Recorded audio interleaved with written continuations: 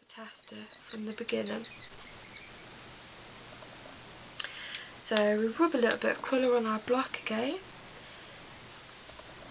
We take dark first on the outer and then move it in.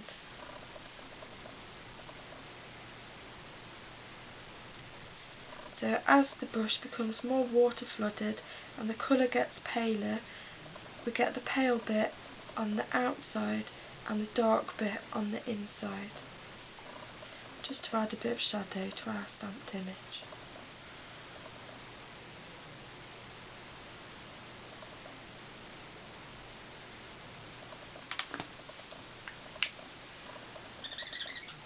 Oh, squeaky pen.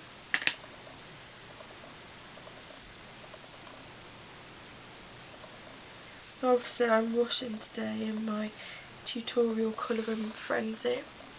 Let's get a bit green on there.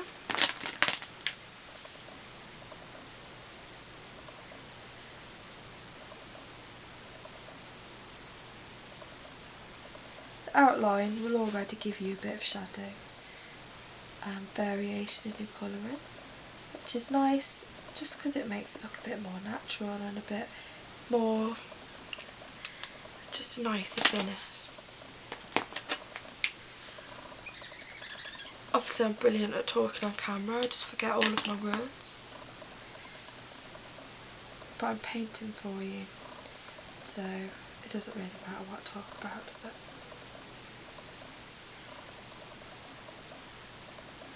Now I'm doing this really quickly and going over the edges, but obviously you can sit down, take a bit more time with it and really make your tilde look special, because she deserves it, doesn't she?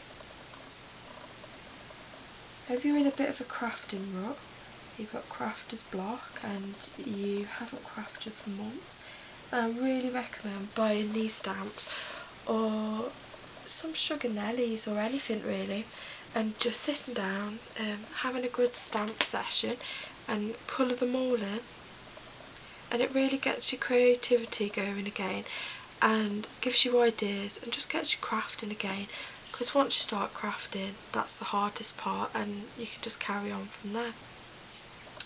Now I always think skin is really hard to do, and I use this colour in the Whispers brush markers, which you probably wouldn't think to use, but it's a lovely skin colour. I take in the thin side, just highlight around the edges and on the eyebrow. Just a little bit on the eye. Now we pop a little bit of colour on our acrylic block. And remember, we don't want to pick up too much colour this time, as we'll give a really peach face if we do. So starting from the outer edge, as always, just add some colour and then bring it in.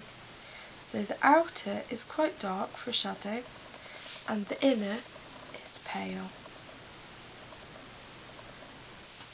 Now while this is quite wet, I like to take one of my Aquatone watercolour pencils and just do a little rosy cheek.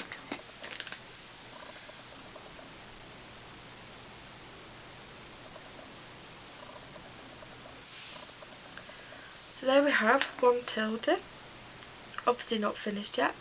What I like to do is just cut right to the very edge and then apply some glitter all over. I think that gives it a much nicer finish, and then you can use it as an embellishment for your cards. So really the stamp's a really good investment because you can create as many embellishments as you like and it gets you back into crafting. That's all from me today.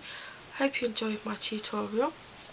Just before we go, I'll show you my other cards that I finished. We've got this one with the little unicorn and the tree in the background. I stamped the tree straight onto the background and applied lots of glitter everywhere just to give it a little princess feel. On this one I've used pattern paper as the background and applied a ribbon for the tilde and Edwin to sit on, as otherwise they'd be floating sitting down in mid-air. I stamped this tree and cut it out so that we can have the overflowing parts on each side, and I think that looks quite effective. Okay, that's all from me today. I hope you enjoyed my tutorial.